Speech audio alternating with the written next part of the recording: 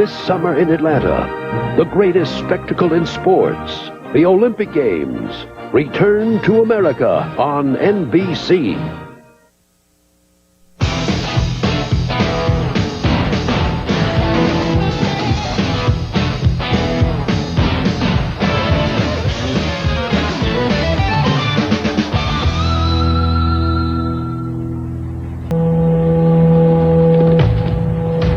Game 6.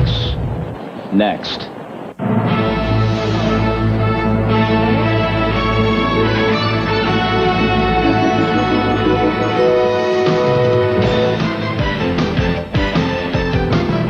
This is the NBA on NBC. The 1996 NBA Finals.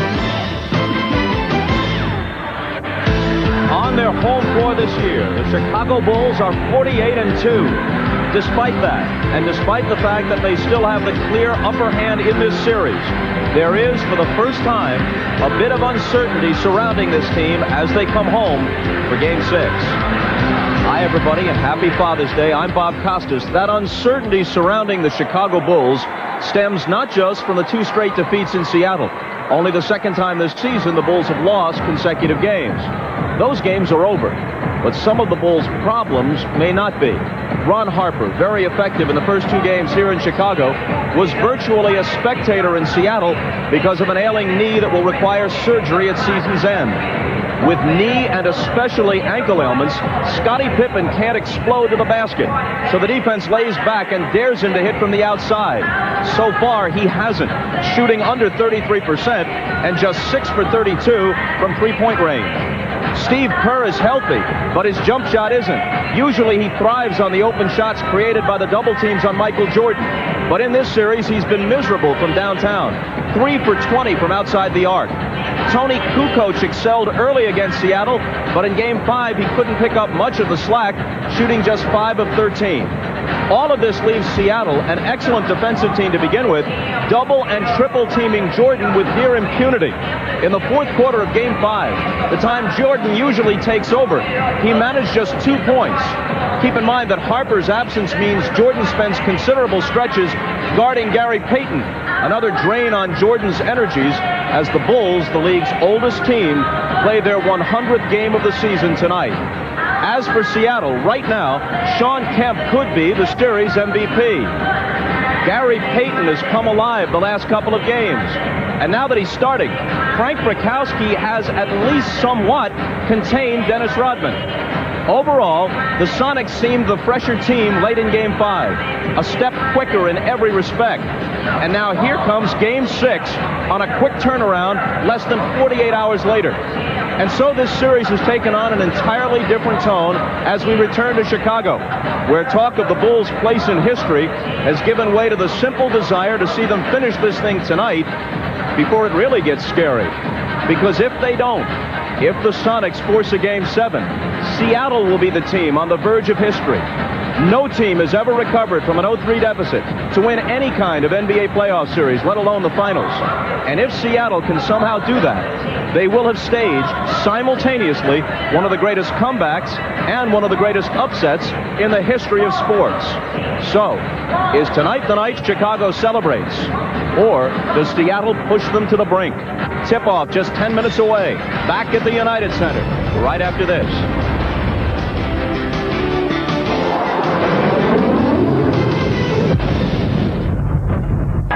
They're already roaring at the United Center, and tonight, the Bulls need the crowd more than at any time this season to help reverse the momentum and lift them over the injuries and the fatigue.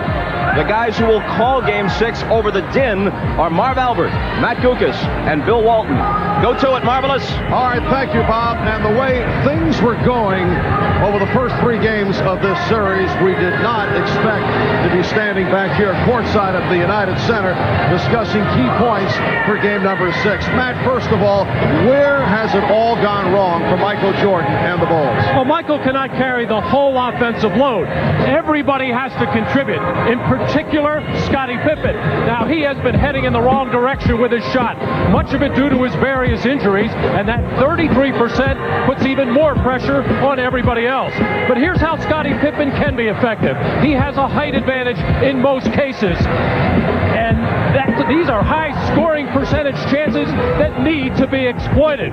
But overall, Chicago needs to regain their confidence, and this home court should make a world of difference. All right, and Bill, as for Seattle, Sean Kemp has been just terrific right throughout the series, but the changes for the Sonics really involve the upgrade and play of other people on the club aside from Sean Kemp. Marv, it's been a complete and remarkable turnaround for Seattle. The last time out, Chicago threw everything in their legendary arsenal at Seattle, and Seattle just spit it back and said, hey, if that's all you've got, we can win this thing. And nowhere has the turnaround been more evident than the play of Gary Payton, who's outplayed Michael Jordan the last two games, and George Karl will rue the early decision to hide and protect Payton from the king. The role players, though, for Seattle have contributed mightily. Detlef Schrempf, he's picked his spots, and he's been very big in the decisive run of Game 5. Nate McMillan back in the rotation from injury. Well, he's been on the floor the last two games. The Sonics have outscored Chicago by 34 points, and Hershey Hawkins, his scoring is up by 7 points per game in the two victories. Now, Seattle has youth, health, and momentum on their side. They'll play very well tonight. The questions, though, for the Bulls. They staggered home. They can't think they're just going to walk in here and hold on to a victory. They've got to go get it. All the pressure, Marv, it's on the Bulls and their fans. All right, so coming up, it is Game 6 of the NBA Finals. Can the Sonics make it 3 straight over the Bulls? Can the Bulls regroup and wrap it tonight? We'll be back with the starting lineups in a moment. The usual capacity crowd, better than 21,000 at the United Center. And they are trying to rev themselves to provide the kind of atmosphere that the Sonics received the Key Arena in Seattle. We're set for the introduction of the starting lineups. Here's the public address voice of the Bulls, Ray Clay. Good evening, ladies and gentlemen, and a happy Father's Day to dads all around the world. The Chicago Bulls welcome the world's greatest fans to the United Center. Tonight, Game 6 of the NBA Finals is between the Seattle SuperSonics and your Chicago Bulls. Now let's meet tonight's starting lineups. First for the visiting Seattle SuperSonics. At one forward from Washington, 6'10", Detlef Schrempf. At the other forward, 6'10", out of Trinity Valley Community College, Sean Kemp. At center, 6'9", out of Penn State, Frank Brickowski. And a guard, 6'4", out of Oregon State, Gary Payton. And the other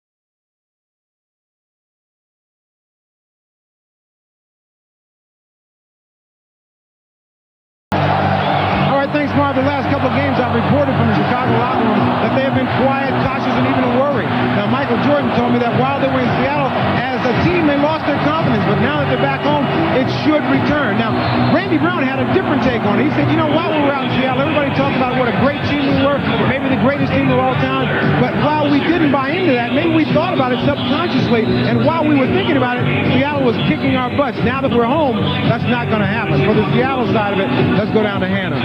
Thanks, Ahmad. Well, arguably the best player in these finals through the first 5 games has been Shawn Kemp, but he suffered a painful bruised sternum in Game 1. He told me that will not affect his play today. His mobility is fine, even though he is sore, and he'll wear a protective padding on his chest and underneath his jersey. Meanwhile, what they're counting on for the Sonics is the Bulls to be the ones who are fatigued and who are injured. George Karl is planning an up-tempo game. He wants to wear the Bulls down, he says, even if he has to reach way down in his bench and play guys like Vincent Askew and Irvin Johnson, who haven't seen action in the last 10 quarters. Marv? Thank you, Hannah. The officials, Hugh Evans, Dick Pavetta, Steve Jaffe, the crew that worked in Game 3. Of course, the presence of Ron Harper means that Michael Jordan now does not have to work as hard in defending Gary Payton. Also, the Bulls want to keep Rodman on Kemp as much as possible. Nevertheless, Chicago has to start forcing turnovers again and get some fast break baskets. Seattle, good start. Fight the crowd, get them back. 25 shots for Shawn Kemp, and run. Take advantage of conditioning. And this crowd much livelier than we saw in games 1 and 2 here in Chicago. The opening tip controlled by the Bulls. The crowd actually trying to get itself into it during the playing and singing of the national anthem. They began the chant early on during the singing of the anthem. Here is Harper blocked by Payton. Shot clock at 7. We are just underway in Game 6. Pippen to the drive. We did not see that in Game 5. Well, one of the reasons Scotty's been struggling with his shot, he gets the ball many times with the shot clock winding down. This time he didn't settle for jumper, took it hard to the hole. Gary Payton met by Scottie Pippen. Open shot for left shrimp, and the game is tied at 2. Terrific ball movement. Gronkowski, he wants to take that shot. Shrimp, obviously a better shooter, but Crispin hit that play. Luke Longley playing with a sore lower back. Dennis Rodman very quiet. Game 5 in Seattle. Michael Jordan. Oh, he knew on the release. He began to walk back down court. 2 series, 2 touches for Jordan in the same spot on the floor. Shawn Kemp not able to hit on his first opportunity. The Bulls with a 5-2 lead. Jordan had missed his previous 6 from three-point range. Minute and a half gone by.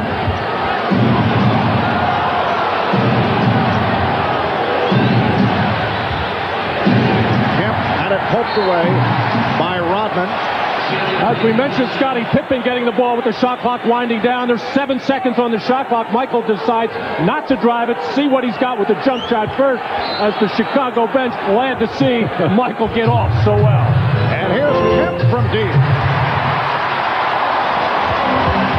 Ron Harper playing with the band back. Played only 1 minute in game number 5. Has seen very little action since game 2. Pippen putting moves on Kemp, slicing his way, and back come the Sonics. 3-on-2 developing, but the Bulls get back. Gronkowski blows the stop. He thought it was foul. They're going to let this one go a lot, Marv. Gronkowski's got to finish that play. That was last touch by the Sonics. For the last 2 games, Frank Gronkowski has played 33 minutes, has not scored a point, has 4 rebounds, but yet he's been effective for this team because he is spreading the floor. He can't believe a foul wasn't called there on the play before. Scottie Pippen thought he got hit. Longley. Nice pass from Rodman. Here's Hersey Hawkins. Lost it from behind, and we are seeing a different Scottie Pippen here at the start. He's come out in very aggressive fashion. Ron Harper giving the Bulls a 7-2 lead, and they are standing and cheering here at the United Center. Pressure from Chicago. Sonics able to get it down. Percy Hawkins. Percy Hawkins, as Michael Jordan described him, has been very scrappy, very aggressive. He's played very well the last 2 games. Jordan lost it. He thought he was fouled. 4-on-3 for Seattle. Kemp. And the Bulls were looking for a charge. Did not get the call as Kemp was able to tip it home. Well, in the other games of this series and throughout all the playoffs, we have heard so many whistles. The officials look like they're going to let them play. If they do this, however, they got to let them go all game this way. The Bulls 7 and the Sonics 6. And now a whistle away from the ball as Steve Javie indicates a foul on Murkowski. This is what championship basketball is all about. Let the players decide this. Rodman with another flop. Sean Kemp just stays with it. Sean Kemp again very active. The difference for Chicago, they're taking the ball to the basket. They're not settling for the perimeter game. And that's what Jordan attempts to do and was fouled. He was hacked. Percy Hawkins called for his first. Well, the players have it in their minds. They want to be aggressive. They want to take the ball to the basket as much as possible, but they're going to start to get some second thoughts. If they're going to go to the hole and not get the whistles when they get fouled, well, they're going to start thinking about maybe just relying with that jump shot. Well, Michael with his 4th point. Jordan, 11 of 22, 26 points the other night in Seattle. The rest of the Bulls just 18 of 55, but it was a very quiet 11 of 22. Michael shut down in the 4th quarter. Did not have a field goal the last 9.5 minutes and looked tired in the second half. For that long week on the road in the 2-3-2 format at the very end of the season, very debilitating for the team like Chicago on the road. And he had to chase Gary Payton around at the other end of the floor. Off the steal. And taken back by Payton. Payton for Kemp. And a blocking foul against Chicago. Well, Chicago has had a number of situations in the early going here where they have been a little bit careless with the handle. A couple of catches by Luke Longley. That time, Scottie Pippen not making sure he had the ball before he went down court and gave up the ball. And Scottie felt he was in good position to take that charge. I think he was too far underneath the basket. Good call. What's a first-team all-league defensive player like Scottie Pippen doing taking charges anyway? That's for guys who have no game. When you can play basketball, you are defenders. You're not a guy that just gets run over and bailed out by the refs. And Pippen picked up his first foul. Matt, did you have something to say? I'm stumped. I don't know. I thought that was a part of good defense, taking charges. No way Scottie Pippen could block that shot. And Luke Longley could not handle the lead. Hopper says his fault. Bulls 9, Sonics 8. With 7:40 remaining in this opening quarter. Marv Albert with Pat Dukas and Bill Walton. Marv Rashad had a storm working the sidelines. Payton, yes.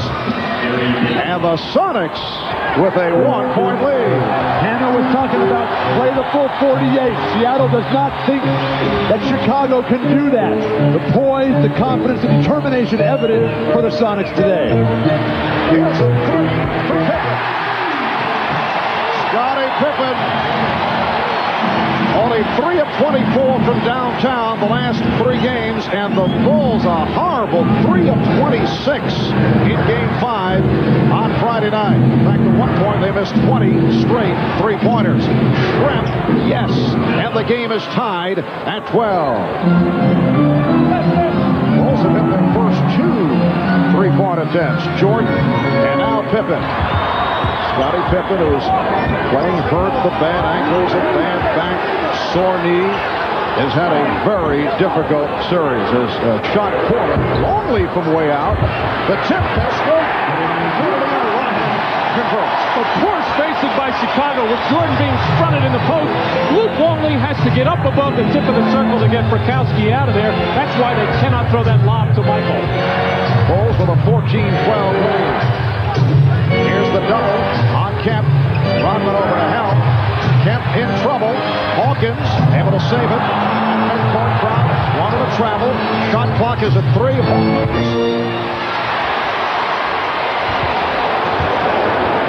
Seattle is not taking care of their defensive boards. And the fact that Sean Kemp is off to a very slow start is hurting the Sonics. And the Bulls are firing from the three-point range. Rip for 3, way off. Well, everybody just launching the first shot that shows up, trying, I think, to get whatever jitters there might be, and there shouldn't be at this juncture, just to shoot jump shots. Timeout is taken with 5:33 remaining in the first quarter. The Bulls with a 14-12 lead on the Sonics. Scottie Pippen in a discussion with Hugh Evans. Here's the three-point shot by Scottie Pippen to end his drought in that department. And watch the work off the offensive boards. First Jordan, he goes wide of the mark, and Rodman puts it home. So the Bulls feeling better about things in this first quarter. They lead by 2. Seattle Sonics, it's been an unlikely, dramatic turnaround, winning the last 3 games. So what is their approach tonight? We asked that of Coach George Karl.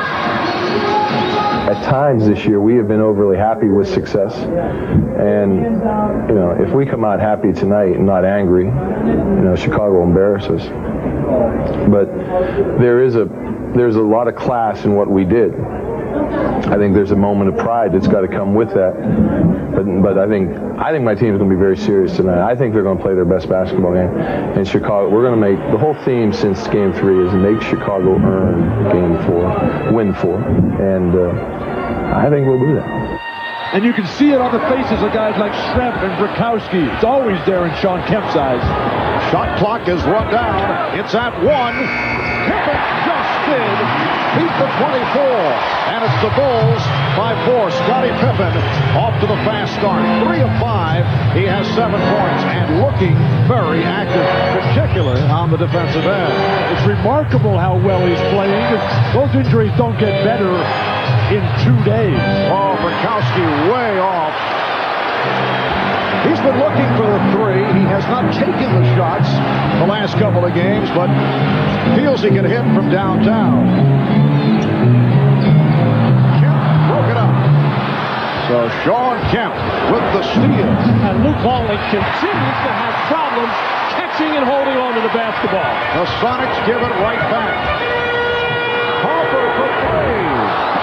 And Schrempf to the board. Detlef Schrempf for Gary Payton, met by Scottie Pippen.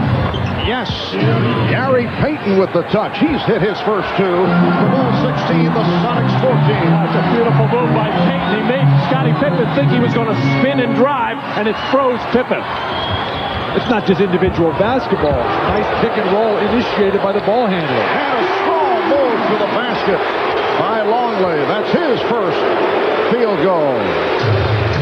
For the Bulls, in losing the 2 in Seattle, it's their first back-to-back defeat since last February when they lost it in Denver and in Phoenix. Here's Payton again off the spin. What a move by Payton, and the Bulls again lead by 2. The Bulls have not lost 3 straight since January of 1995. They lost 4 in a row during that stretch when Michael Jordan was in the midst of his retirement. Attacked by Payton. For Payton, it is his first foul, so Jordan will go to the line.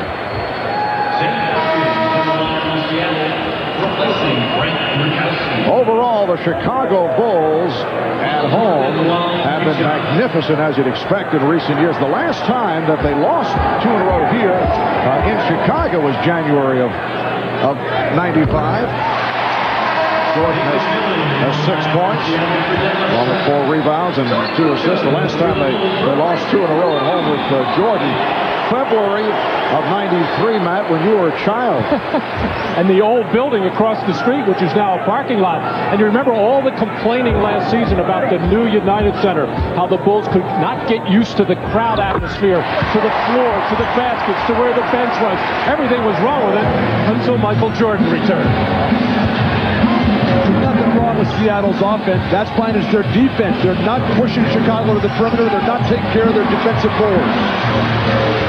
Bulls lead by 4 as we come up on 3 minutes remaining in the first quarter. Nate McMillan for the first time trying one of the travel on McMillan. Sam Perkins also on the floor for the first time, and it's a 24-second violation indicated, but looked like that previous shot hit the rim. Yes, I hope that did. I hope that's not just me that saw that hit the rim.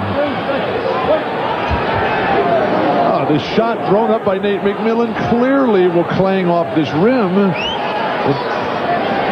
Well, it's close, Bill.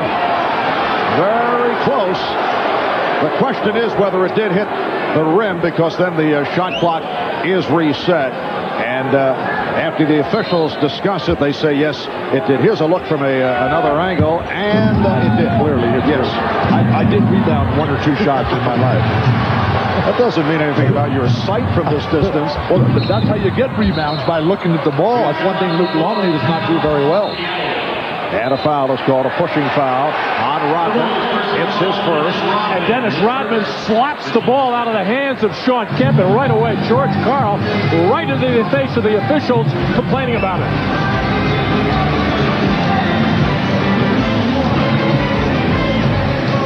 Well, all series long, Sean Kemp has been so strong, so quick in his low post moves, getting in there and drawing that personal foul. But these are the antics of Dennis Rodman that bring even more attention to himself and alert the referees. Just like that, you see Steve Javie watching him, George Karl complaining. These are the moves Dennis Rodman just has to stay away from. Well, Michael Jordan telling us just prior to the game that he hopes, and he's talked to Dennis about calming down, because it just brings more attention not only to Rodman, but teammates in terms of the officials checking them much closer. Well, it worked early in the season. He got under Seattle's skin, but Seattle has moved beyond that. They've got experience now. And now it's just big picture time. This is the championship being decided right now. Tony Kukoc has come on for the first time. The Bulls obviously would prefer having Kukoc come off the bench. Jordan for Longley. Well, the double team stopped Jordan at the baseline, but he was able to hit Longley with that pass. And the Bulls now lead 22-16.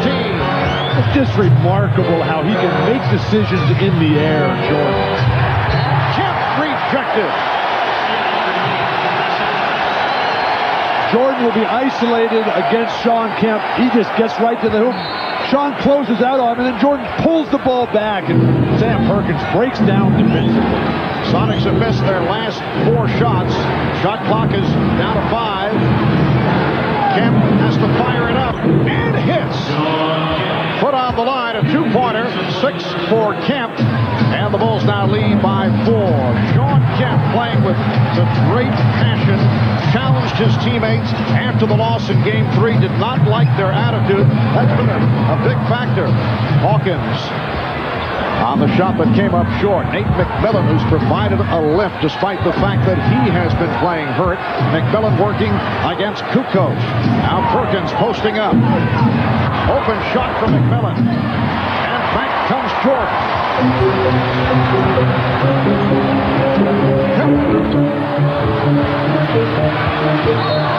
Last touch by Kukoc. Seattle is not doing a good job on their defensive board, but Sean Kemp, they threaten inside, and then Sean Kemp, that's his 6th shot of the game. He's got a couple of free throws. Sonics playing terrific basketball. Timeout is taken by the Bulls. We'll be right back. Well, Nate McMillan has had his injury problems and has really not been able to help the Sonics until the last 2 games. And did he ever help? But here in a collision with Tony Kukoc, and Nate McMillan shaken up on the play as he got the hip check inadvertently from Tony Kukoc. You can just see the caution that Nate is forced to play with because of that herniated disc. This great champion of a person and a terrific player has one chance, and his body lets him down. And McMillan able to hang in, remains on the floor. David Wingate has come on for the first time for Seattle. Steve Kerr in for Chicago. We come on left. In the first quarter, illegal defense called for the first time. So that is the warning against the Bulls. is starting the game after playing only 1 minute in Game 5 in Seattle, and has played well in this first quarter. Here's Dennis Rodman for Luke Longley.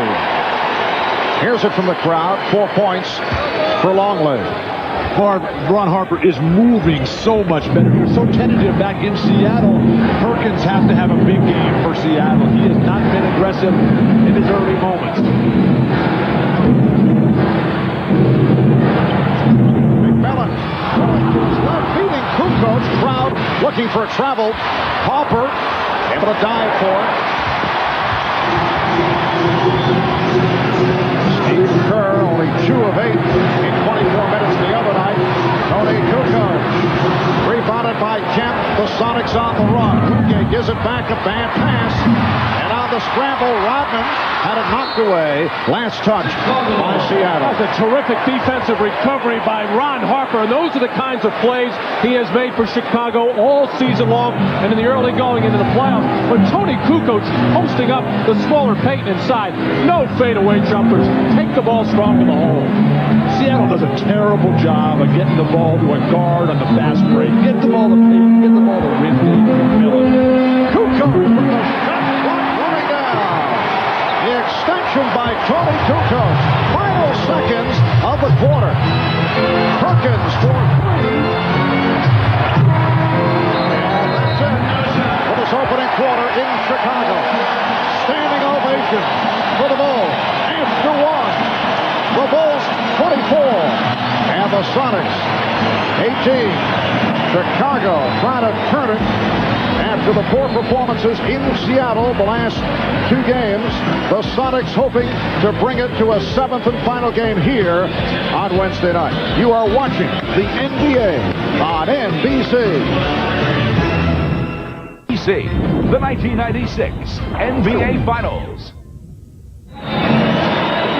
Welcome back to the United Center in Chicago, and a happy Father's Day from all of us here at NBC Sports as we head to the second quarter. No team in NBA history has ever come back from a 3-0 deficit. To give you a broader perspective, Major League Baseball, no one has done it. National Hockey League, 2 teams have done it. The 42 Toronto Maple Leafs, the 75 New York Islanders. And no team has ever come back from a 3-2 deficit in the NBA with 2 wins on the road. Let's check in with Hannah Storm. Hannah? Marv, Nate McMillan has been bothered on that left leg by pressure on the sciatic nerve. He's had a lot of pain in the back of the leg, but this most recent injury was a knee on the side of the leg. They iced it during that timeout. It shouldn't have any impact on the injury that he has struggled with throughout these playoffs. Let's send it over to Ahmad.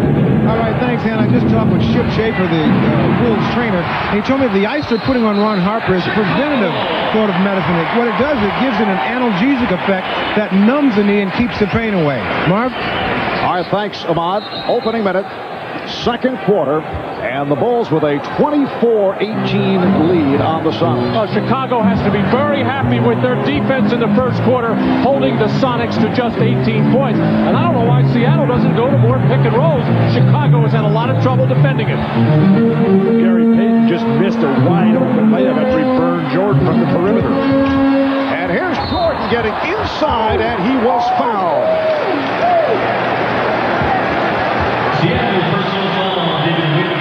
Foul on Wingate. For David Wingate, his first, and Michael Jordan to the line. He's 4 of 4 at the line.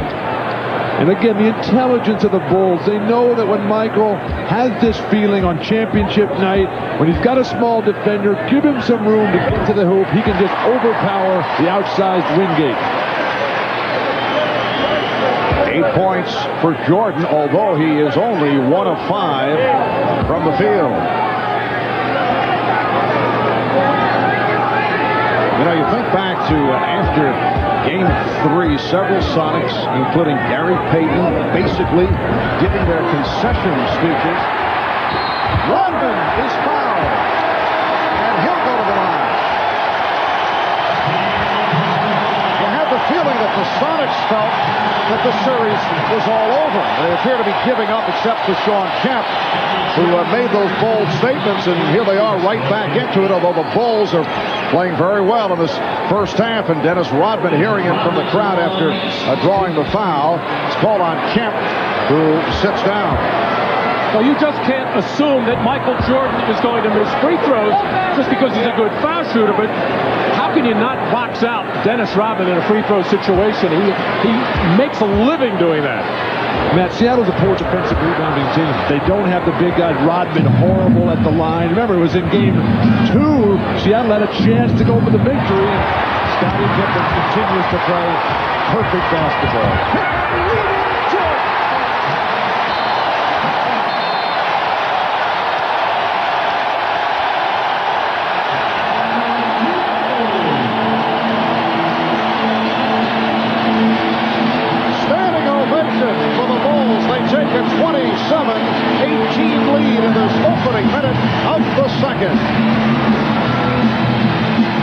Pippen defending the bigger Sam Perkins will step in front for the steal to start one of the fast breaks and one of the rare ones for Chicago, as they have not had very many. But Scottie Pippen right here in the middle of the floor, nobody coming up to stop him. Michael Jordan running this lane and wide man over here, and Scottie Pippen just making the right play with the perfect bounce pass to finish off the fast break. And the good ball movement by Chicago continues. They've got 10 baskets and 8 assists, and the people in Chicago are ecstatic. Well, this crowd has been into it right from the start, looking to provide a lift for the Bulls. Very quiet crowd in games 1 and 2. Chicago with an 18-8 run the last 7 minutes. Perkins coming up short. And it was last touched by the Bulls. Marv, Sam Perkins looks really off tonight. This is the guy who has to have a big game. He had a wide open dunk there and just not moving well at all. Perkins has missed his first 3 shots. Seattle bench 0 for 6 here at the start. Now Perkins gives it back. Trent for 3. Yes! Detlef Trent from downtown. He has 7 points, and the Bulls now lead by 6. Poor decision by Tony Kukoc to come doubled as he ran back to the other end. Phil Jackson let him know about it. Rodman had Perkins under control, too far away from the basket. Double team not necessary. And Rodman took a poke in the head from Trent. For Detlef his first. And a new 24 for the Bulls. Here's another look at it. Rodman in the triple post. Detlef feels he can get a play from behind. Rodman always has to have the last word.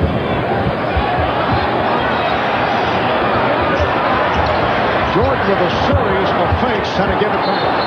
And a travel on Steve Kerr. The Bulls were called for 7 traveling violations in Game 5 in Seattle. And I talked to Phil Jackson before the game. I said, of the 7, Phil, how many really were? He said, 1.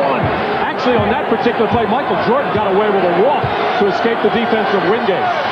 When does Phil Jackson start complaining about the ref? Come on. Seattle hammered him in Game 5. Of course, that's always a coach's point of view in terms of, well, 1 out of 7. Well, first it's the refs, then it's the timekeeper, then it's the announcers next. Who knows? Well, he wasn't complaining about the referees. He was just answering my question. He was complaining about you. Kukoc off the steal. Kerr facing the double team. We are early second quarter, and the Bulls lead 27-21. Steve Kerr, who has not been hitting the shot, hits on his first, and the Bulls lead 29-21. Jordan rode Kerr the last turnover. He went right back to him with the pass. That's what great teammates do. They lead their guys to beautiful performances. Hawkins. Percy Hawkins with the floater. His second field goal. He has 4, and the Bulls now lead by 6 points. Phil Jackson with Rodman, Kukoc, Jordan, Hawkins, on the floor. Beautiful pass. Rodman in the kick. Well, Dennis getting credit for the extra rebound. That's the second time that has occurred. That's Moses Malone basketball. But Chicago's getting to the hoop.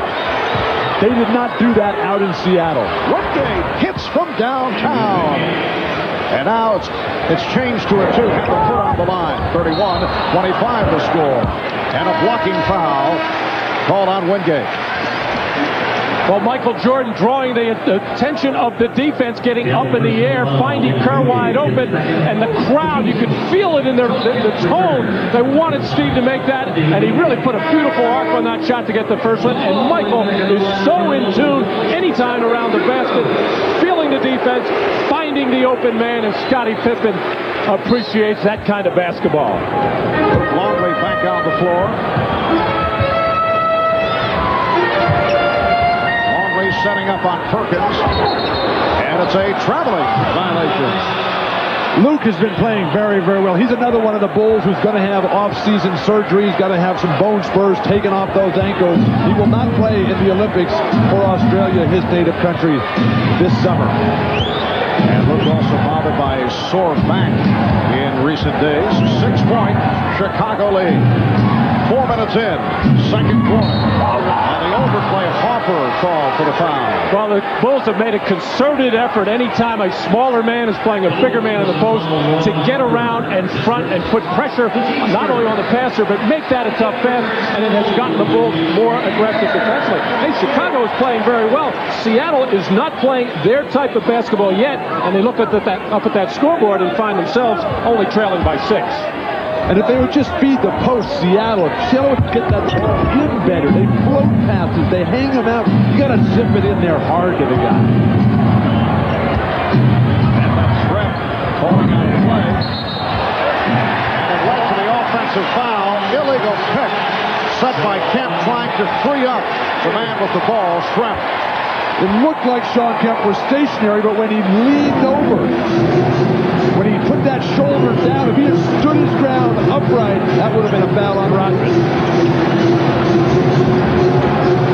Here's Jordan. Well, would have been a 2-pointer. Put on the line, so Michael is now 2 of 7 from the field. The guards are running away from the ball in the backcourt for Seattle. Nice. Kemp. Now there's that pass you wanted, Bill, as Rodman, he was buried in the lane there, had to try to get around in front, but way too late, as Kemp did a beautiful job of holding him off. Perfect pass. Bulls 31, Sonics 27. Jordan facing the double team, finding Pippen. Rodman trying to draw contact, no call, but Longley got it to Jordan. Here's Jordan. Michael able to elevate. Bulls lead 33-27. Smart defensive rebound. It's killing Seattle. They can't dig that ball out. Sean Kemp once again from the outside. That's his 4th field goal.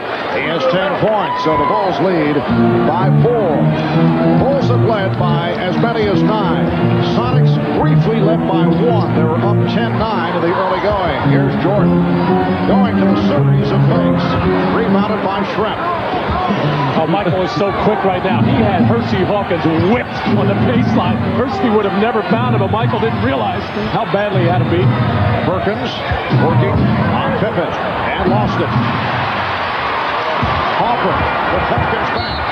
Foul by Hawkins, and Hopper had the acceleration. Sam Perkins looks asleep. Many have said that, but that's not necessarily on the court. It's the look, though. Well, the NBA and NBC Sports have teamed up and created the official website for the NBA Finals at finals.com. Game previews and player bios and video highlights. The latest news on the Bulls and the Sonics. Plus, during our broadcast of the Finals, fans around the globe can interact with our very own cybercaster, Steve Snapper Jones, who is online. Not to be confused, incidentally, with the Steve Jones who won the U.S. Open earlier today. Steve was asked the other day, what is the most asked question that he has received, and this the answer. Did you get a fair deal trading courtside seats to Marvin Matt for a seat upstairs away from Bill? I don't know about that one, guys. I don't know. Hey, Marv, I heard you were online the other day.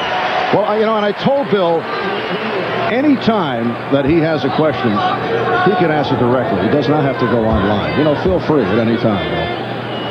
You don't want to give me that kind of freedom, Marvin. You want to keep me on the nice tight leash that I'm on here. Chicago with a 35-29 lead on Seattle. Halfway through the second quarter.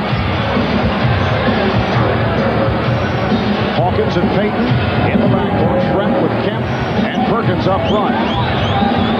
Here is Kemp. And Hawkins able to hustle it down. Schrempf for three. Hopper with Schrempf back. And Jordan will reset. Harper moving so much better. Obviously, the series of injections that he took during the course of this week seemed to be working for this game today. Always a very dangerous proposition.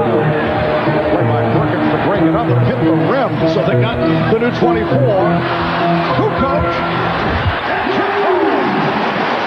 The Sonics screaming for offensive interference. It's like a volleyball game up there. Nobody going after the basketball in a green uniform as Kukoc lonely hanging all over that rim. It's amazing. How can you expect to win the championship of the NBA when you can't get a defensive rebound each and every time the other team miss? And another Seattle turnover. They've been sloppy with the ball. It leads to Pippen. 9 points for Scottie Pippen. And the Sonics want to talk it over.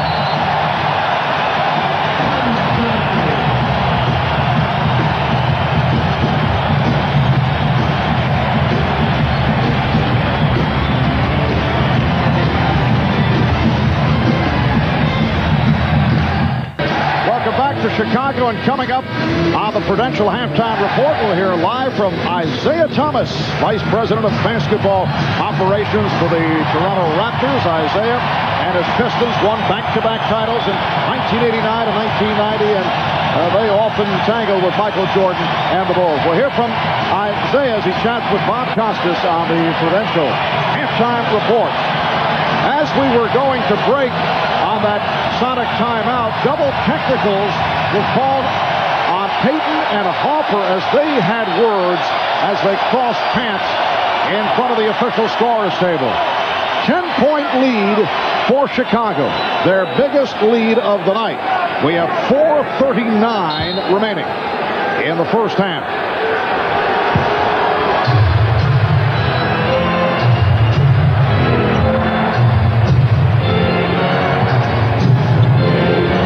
Perkins for Schrempf. Pippen with the rebound. Bad pass by Perkins took Schrempf out of his rhythm. Jordan. Good box out by Kemp.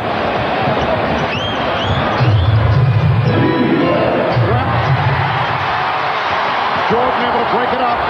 Hopper protecting the ball. With the tip. And the Bulls are rolling.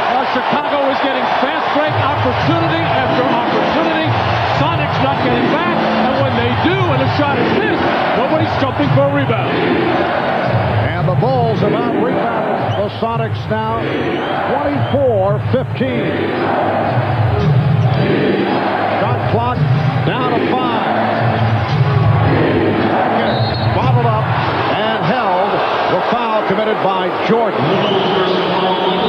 The effect of the home crowd, which just keep pushing and pushing for their favorite Bulls here.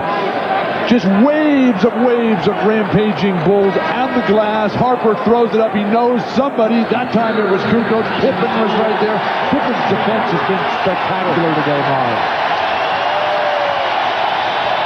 Standing ovation for Ron Hopper. Steve Kerr coming on for Hopper, who is playing with an injured left knee. Kemp for Sam Perkins. It's the Bulls by 10. Chicago with 9 steals in this first half. 4 by Pippen. NBA record for the NBA Finals in a single game is 7 by Robert Horry of Houston last year. Pippen already has 4. Pippen keeps it alive as the Bulls get the new 24. wanted Kukoc to pull the trigger. I passed it to Jordan instead. Excellent thought. Shot clock at 5, and a travel this ball. Well, they were trying, but Michael Jordan really played beautifully by Gary Payton, bumping from behind, getting around and fronting, and doing a terrific job as he has now the last 2.5 games, just unable to get the ball to him, and Michael Jordan upset about it. Schrempf able to free himself up. 9 points for Schrempf. Bulls lead 41 to 33 with 2.5 to go in this first half. 8 rebounds, 5 off the offensive glass for Rodman. You can see the domination by Chicago. Schrempf with a good play to knock it away from Jordan. 3-on-2. Fouled by Kerr. That last play, Michael lit up when Detlef Schrempf switched out, and that was a replay of George Karl's faulty strategy from game 1 in this series. Led to a fast break opportunity, and with good balance, with the guard in the middle and Schrempf running the wing, they got an easy trip to the foul line. So Detlef Schrempf to the line for the first time.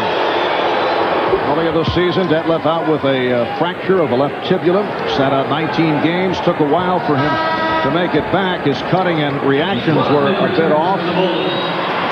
Here's Dennis Rodman for Tony Kukoc.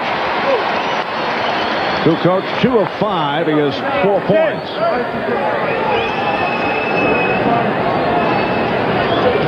The Chicago Bulls 9-0 at home in the playoffs, including victories over the Sonics in games 1 and 2. During the regular season, they won 39 of 41. The Sonics did not want the Bulls celebrating on their floor. Won the last 2 in Seattle. And now the Bulls are hoping to pull off the celebration here tonight. The Sonics looking to send it to a Game 7 here in Chicago on Wednesday. Seattle with 6 unanswered points. They are within 6 with just under 2 minutes to go. First half. And again, the Bulls force the Sonics into a turnover. Pippen's defense is just spectacular tonight. He's everywhere. He doesn't get any credit that time, but he forced that turnover. So nice to see Scotty back on top of his game. Chicago has had a couple of unforced turnovers by Michael Jordan on the last couple of trips. They have to start handling the ball much, much better. Already 11 turnovers tonight. They had just 11 for the entire game on Friday. Nice ball movement. Pippen slicing his way, trying to beat off the Longley, but it was called for a charging foul. Good call. Pippen in the lane. The defenders were in the air, which is fine. Scotty initiating this contact. Knocks over a bunch of players. Well, it is a good call, but the way this ball game started, everybody was flopping to the floor, falling down. Some of them were real charges, some of them were imagined, but this is what confuses the players. The way the game starts out, the way it's officiated, and then it starts to change as you gradually move on. Very tough to figure out. Scottie Pippen was called for a second, taking a seat, replaced by Tony Kukoc. Here's Kemp on a double team. Shit loose, but could not hit. I think Sean's got to take shots like that, Marvin. He's got 11 shot attempts in the game. I think 25 for him has got to be his goal. Sometimes you got to force a little bit when you're the best player on your team. Nice lead pass. Rejected by Kemp. What a play by Kemp. How often do we see that? And here's Kemp at the other end.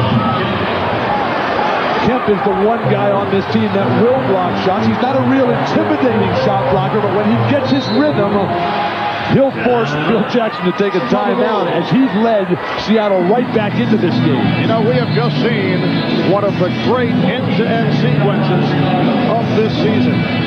The show by Sean Kemp. Sean Kemp defending Dennis Rodman doesn't have to worry about him so much as an offensive player. You do have to worry about him on the offensive glass, but no way he can get it there as Sean Kemp made sure nothing doing for Michael Jordan. And then Sean Kemp, who's been shooting the jump shot really from the perimeter very well, and that tough little medium range jumper, nicely. You see the way Sean Kemp floated by Jordan and let Jordan sort of suckered him in, forced him to bring it behind his head, and then wiped it off with that left hand. Reminded me of Bill Russell a little bit. Well, Kemp with 14 points. He has sparked an 8-0 run for Seattle after the Bulls took a 12-point lead, and now Kemp sitting down with 40 seconds remaining in the half. The Bulls lead by 4. Looked like they were about to pull away, leading by as many as 12. Luke Longley, who has been shooting the ball very well throughout the series, not getting that many shots, however, as he has averaged 11 points a game, doing a terrific job in this ball game of when his man leaves him, finding that crease, finding that open area, and his teammates know where big Luke is and able to finish the play. And the difference in the post feeding by both teams. Chicago, with Tex Winter and Phil Jackson, the triple post offense, they know you got to zip that ball in. Longley going behind the back. All right. Redheads are very good at stuff like that. I see. Here's Perkins. He continues to struggle, but Shrimp on the rebound. Nobody lead by 6, and Perkins rejected. Perkins not able to hit, but a foul is called. Well, Matt, as you say, no one defending Perkins. McMillan spotted him, but Sam has had a very long first half. Well, so, no question he's having a tough time, but you don't leave him wide open underneath as miscommunication between Longley and Rodman, leaving him wide open, but Sam still couldn't get the shot to go. I think they were testing Sam. I think they said, look, if we leave you wide open, can you score? I see. He couldn't. He is 0 for 5 from the field. Foul was called on Rodman, and Perkins now 0 for 1 at the line. Sam was celebrated his 35th birthday on Friday and was serenaded by the crowd after the game. Had the touch earlier this series, usually very good in clutch situations. And that's what's so surprising. I mean, this is the kind of game that Sam Perkins comes out and plays beautiful basketball and hitting the threes and rebounding, playing defense, and today it has just been nothing. So the Bulls lead by 5. Final seconds of the half. Jordan. And he was tripped up. That won't count. Gary Payton upset about that foul, his second. And Seattle in the penalty, so Jordan will shoot 2 with 4 and 9/10 seconds remaining first half. Well, with the second quarter winding down, the Bulls going to their spread offense where they open the floor, and we'll give it to Pippen, Kukoc, or Michael Jordan. I asked Phil Jackson before the game, come fourth quarter, if you're having trouble scoring in the triangle, will you open it up? Give the ball to Michael Jordan at the top of the key. He said, we haven't used it much yet. We're ready to put it in. The Bulls 44, the Sonics 38. That's probably why Phil Jackson's coach of the year. Just, call the play. Michael Jordan. Michael Jordan. Michael Jordan. Chicago by 7. McMillan. And Perkins. That's the end of the first half. And the Bulls hearing it from this crowd. Halftime at the United Center in Chicago. And the Bulls lead the Sonics 45-38. We'll be back with Bob Costas and the Prudential halftime report right after these messages. As we head to the second half, and the Bulls lead the Sonics 45-38. Matt, the Bulls appear to be very much back to their game after the 2 poor performances in Seattle. Well, they're back to dominating the backboards, and they're back to forcing turnovers. The problem is they're turning the ball over themselves. But good first halves from Luke Longley and Scottie Pippen to help out Michael Jordan, who's not shooting the ball particularly well, but getting to the free throw line. Now, the Sonics, Bill, have not played well, but they're down by just 27. What do they have to do in the second half? Mark, Seattle, they're not rebounding the ball. They're not getting anything from Perkins. But I want to go back to what Bob Costas was talking to Isaiah about. Gary Payton just not getting the job done. Jordan is outplaying him after Payton had the edge out in Seattle. Gary Payton's got to get a lot more aggressive play like Isaiah. And how often have we heard George Karl say that Payton is at his very best when he's playing, as he puts it, crazy. A look at the halftime statistics, the Miller Lite halftime stats. Seattle 16 of 39, 41%. Chicago at 43% on 17 of 40. Jordan, as Matt mentioned, not shooting well, 3 of 11. He does have 14 points, doing it at the line where he's 7 of 8. And the Bulls in the steals department with 9 in the first half, led by Pippen. Scottie Pippen with 4 steals, and we have seen a very active Scottie Pippen, who had an outstanding first half, 4 of 8 from the field, 9 points, 4 steals, 3 rebounds. We'll be right back. Back in Chicago, Marv Albert, Matt Guokas, and Bill Walton. Ahmad Rashad had a storm on the sideline as we get ready for the start of play in the third quarter. The Bulls gunning for their 4th championship the last 6 years. The Sonics trying to stay alive for a 7th game here on Wednesday. Well, Michael Jordan, 3 of 11 tonight. And the rest of the team, 14 of 29. So the supporting cast has done it in the first half. While for the Sonics, Sean Kemp with 14 points on 6 of 12 and a terrific display once again in the first half. The rest of the Sonics 10 for 27 from the field. Seattle ball as we get started in the third quarter. 7-point Chicago lead. Rakowski up front with Kemp and Schrempf. In the backcourt, Payton. Payton opens up by hitting the 3. Inside-out offense. Seattle needs that. Chicago hasn't had much of that. That's one of the reasons why they haven't been getting it done from behind the line. But you dump it inside, that sets everything out. Bulls lead 45-41. Traveling violation on Pippen. 12th turnover for Chicago. Seattle with 11 in the first half. In the half-court, Seattle does have to go into Kemp, but only 2 fast break points in that first half for Seattle. I don't know if they can win a basketball game playing that way. And guys, that's the 4th travel on the Bulls. They were not happy with 7 travels in Game 5 on Friday. Here is Kemp. Spot, but could not convert. At least Kemp is still taking good shots. They open up with Payton and Kemp handling the ball. Open shot for Hopper, who has been a major factor. He has 7 points, and the Bulls lead by 7. Total miscommunication on the part of the Sonics in their transition defense. That wasn't even a fast break. It was a slow break. Oh, he was played tough by Pippen. Pippen's playing a solid all-around game. But when he gets Schrempf, he should keep facing the basket. Use his quickness, foot speed, just blast right by Demba. Schrempf has 13 points. Hopper got the step on Rakowski. Short with the putback. Defensive rebounding. Again, you think of championship teams, you think of big guys snatching balls and firing outlet passes. There's nothing. This is just layup after layup for Chicago. All started with the double team on Jordan and big men chasing small men out on the floor. Here's Schrempf for 3. And Jordan with the rebound. Bulls lead by 7.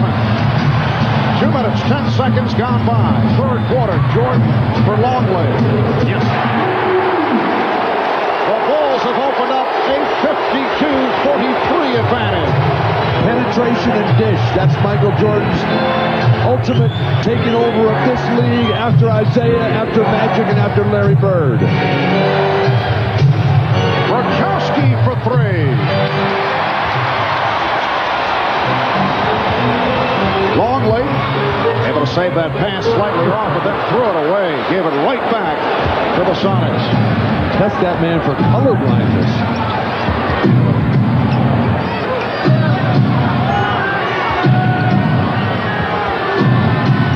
Shot clock at 10. Schrempf went flying. Shot clock at 4. Oh, what a shot by Gary Payton. Well, after terrific defense on the part of Ron Harper, really stifling Gary Payton, forcing him to take that tough shot. Ron Harper will have to take some time out to tie the shoelaces. I don't know how that was not a traveling violation on Payton. That still hits the three. Forget about the shoelaces.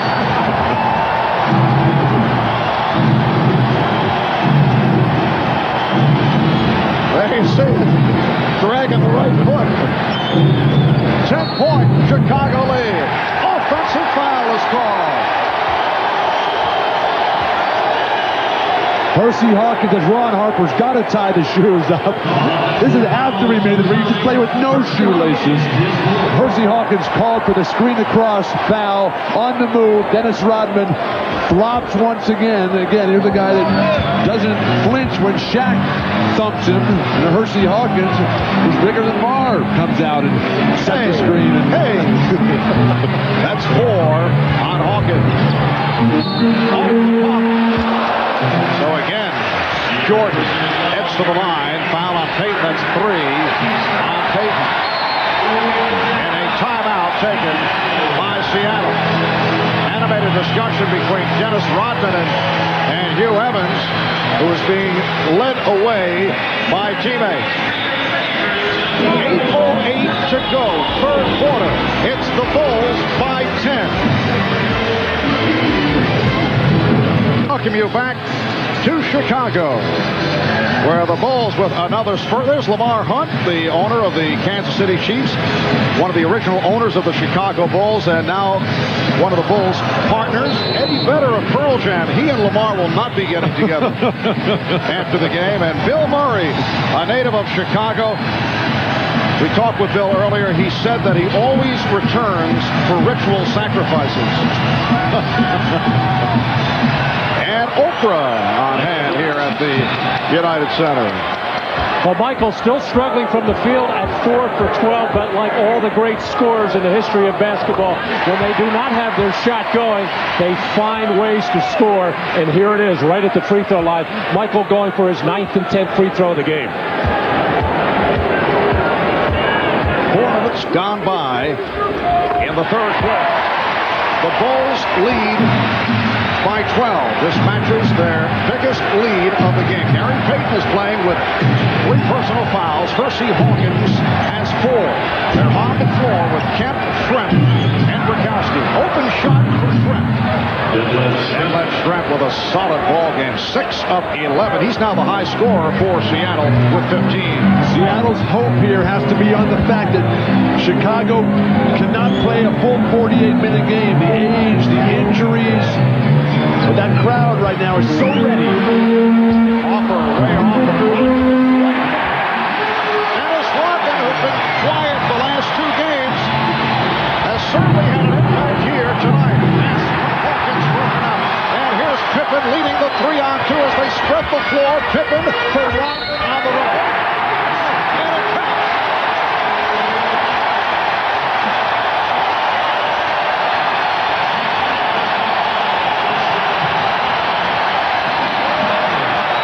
Well, Dennis Rodman doing what he does best, work on the offensive glass. Nobody gets a body on him. Frank Bukowski loses him right on the doorstep. Dennis Rodman finishing one off. And then you get the rare 3-on-2 fast break that you don't normally see. You see 3-on-1s, 2-on-1s, and Scottie Pippen making the nice play to Dennis Rodman. Matt, I think that Dennis Rodman works the crowd better than he works the offensive boards. Well, he has the crowd going with 9 points and 10 rebounds. Shot clock at 5.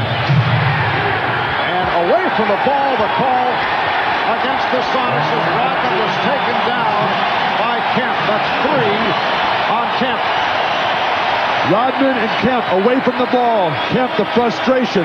That was not a flop. He threw him to the ground. Sean, you cannot lose your poise here. That's Dennis Rodman trying to get into your head. You've been above that all series. Stay that way. And this is that little bit of a different tactic that the Sonics have not seen in the last few games. Fronting the big man inside, and the Seattle not handling it very well at all. The Bulls have a 15-point lead. Shoot!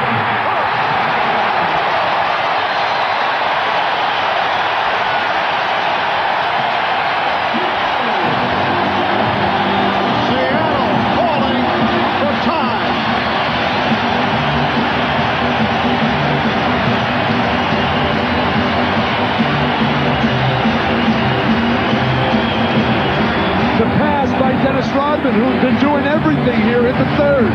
This has just become a clinic for Chicago at the basket. Michael Jordan so ecstatic. George Karl forced to call a timeout. Things falling apart for Seattle. They're in desperate straits at this moment.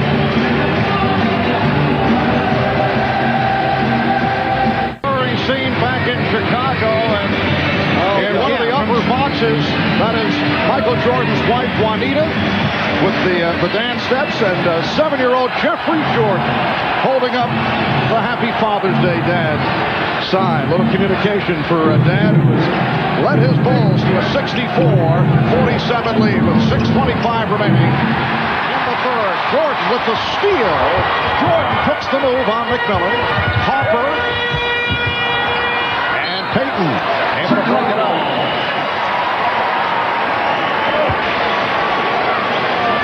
Well, this is the situation that Gary Payton loves best when Nate McMillan comes into the ballgame. Now Gary doesn't have the responsibility of handling. He can play off the ball, and it's usually a good situation for Seattle. But the way Ron Harper is defending right now is outstanding. Yeah, but Han has been telling us that Nate McMillan's so frustrated with his teammates' lack of performance. Seattle better get on their game, or this celebration is going to start momentarily. Jordan with the air ball. Rare miss for the Bulls in this third quarter. Now 7 of 10 from the field. Rodman broke up that pass from Payton. What is Gary Payton doing? Rodman blocked that with his face. And Payton and Rodman in a conversation. Rodman posting up on Payton. Bulls looking to go to Rodman down low. Now Longley with 1 on the shot clock. 24-second violation would have been called, but the Sonics came up with a steal. Perkins with 3. Oh, didn't get anything. Nate McMillan cannot even move out here, Marv.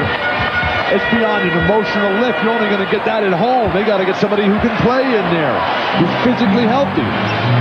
See the Bulls 7 of 10 for their 19 points and a 19-9 edge in the third. Pippen claiming that he was fouled. Payton for Perkins. Sam Perkins with his first field goal. He missed his previous 7, and the Bulls call for time. 4:48 remaining. In the third, it's the Bulls with a 15-point lead. Where the Bulls lead the Sonics by 15. Seattle's inspirational leader, Nate McMillan, sobbing during that timeout. Tears of both frustration and pain. Team doctor tells me that he did re-aggravate his back injury late in the first half. He was wearing a back brace just prior to his trying to enter the game for a few minutes and in obvious pain, and they're not sure if he will be able to play again today. Marv? Thank you, Hannah. 4:48 remaining, third quarter, and the Bulls lead by 15 points. You feel so bad for Nate, Marv. I dreamed my whole life of playing against Abdul-Jabbar in the NBA Finals. I finally got that chance, and I had a broken foot at the time, and it just ruined my life. Of course, until they let me carry your bag. I was going to say, but it's been turned around the last couple of years. Now that they NBC Association. Now that they let me carry your room service and make your dinner reservations, it's a lot better. Pippen checking the shot clock. It's down to 3. Harper for 3. And a loose ball foul. I really haven't noticed the Sonics defense picking up that much, but in the last 3 possessions for Chicago, very tentative. They had a couple of fast break opportunities that they didn't take. The Sonics want to get this thing to 10 points before this third quarter's over. Pass Payton finding Perkins, and it's a 13-point Chicago lead. And the crowd trying to rev up the Bulls once again. Good sign that Perkins is coming to life, but Sean Kemp's only taken 1 shot this half. Nice move by Pippen. And here comes Payton with Jordan back. Now right there, Payton should just go right at Jordan. You're only going to win if you attack with your strength. Fires the 3. He has 14 points, and the Sonics are down by 10.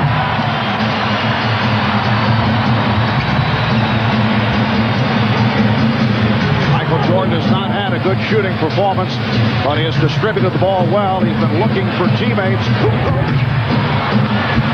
On the back tap, it's handled by Payton. Ahmad was telling us that Phil Jackson does not want these wild threes. That's how Seattle got back into the end of the first half. They're creeping back in right now because of Chicago's poor offense. Trapped with the post-up move. Rebound kept alive by Kemp.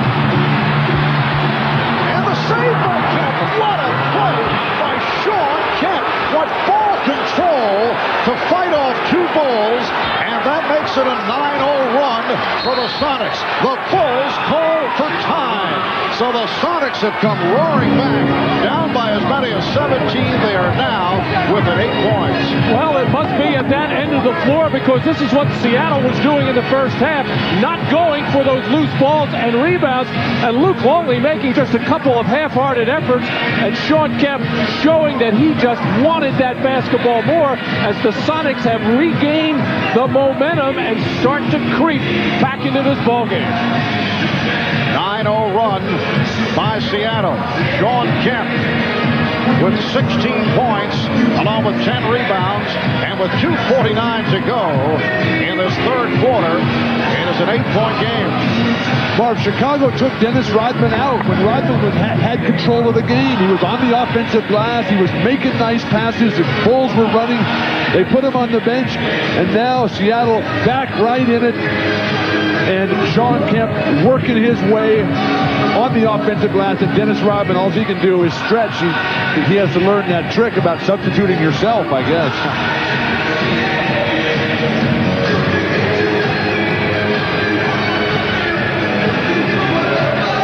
Well, the Bulls misfiring on their last 5 shots.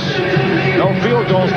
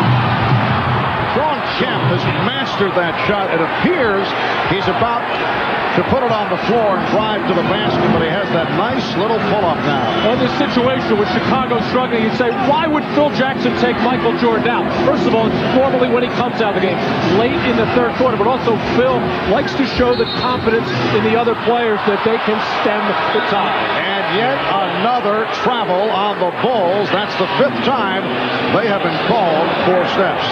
But it's been when Jordan's on the bench this entire series that Seattle has made their greatest runs, particularly in this building. In the 2 games out there that Seattle won, it didn't matter that Jordan was on the court. Seattle spanked him anyway. Minute 25 remaining, third quarter. Sonics down by 9. Peyton putting moves on Hoffer. Did not find the shot. Shot clock at 4. Peyton from deep. Forced into a difficult shot. Great rebounding job by Scottie Pippen, who throughout this series, despite his shooting problems, has played the other parts of the game. Hoffer rejected by Kemp. Kept alive, though. Hoffer brought it back to three-point territory. Shot clock is down to 5. Kukoc. Pippen. Traveling. What is going on here? That's a good call. Scottie stepped into his shot. He didn't deliver it. Again, the hesitation that Scottie has, the shooting, both teams dead even. The score is not a 9-point lead. Scottie needs to attack, be more of a leader when Michael's on the bench. Vincent Askew, who was benched the last 2 games, seeing some action here. But not happy with his play. And he goes right to the offense. Rodman with the rebound. Everything one-on-one for Seattle. If you're going to go one-on-one, go one-on-one with Peyton. Go one-on-one with Kemp. And move off of them. Everybody's standing around watching. 15 seconds to the quarter. 4-second differential with the shot clock. Pippen. Down to 5 seconds. Look out. Kerr going for the steal. Peyton finding Hawkins for 3. In Chicago. The Bulls 67, Sonics 58. Kemp 8 of 16 for his 18 points. Jordan not shooting well, 5 of 14 for 20 points. We'll be back after these messages and a word from your local station. You're watching the NBA on NBC. Well, the Bulls are pulling out all the stops to get this crowd going. These are some things we haven't heard in the past. In fact, I knew they were serious about getting the crowd into it when we heard the rendition of Macho Man from the Village People in the first quarter. Now, that's early. Very early, normally a second half song. But Bob Costas was talking about it at the very start of the show, how this is the Chicago Bulls fans' opportunity. It's the only chance this year where they've really had an opportunity to be a factor. Randy Brown has come on for the start of the fourth quarter. Michael Jordan is back. The shot clock rolling down. It's at 5. Kukoc for 3. Rodman with the rebound and foul by Kemp. For Kemp, it is number 4. Well, in the fourth quarter of Game 5 out of Seattle, George Karl and the Sonics went to hard double teaming of Michael Jordan and took the Bulls totally out of their offense. They did it on this occasion as well, but when you double team, you are vulnerable on the offensive glass. Rodman's got his rhythm, though. 19 attempts for rebounds. He's pulled it in 13 times. That's a phenomenal percentage. Here's Brown for 3. And chased down by Rodman, beating Askew to the loose ball. Dennis is just out hustling. He was a non-factor late in the week in Seattle. Today, beautiful. Little reminder of Game 2. A lot of offensive rebounds, no scores. Holding on to the game by time of possession. Shot clock at 5. Kukoc for 3. Yes.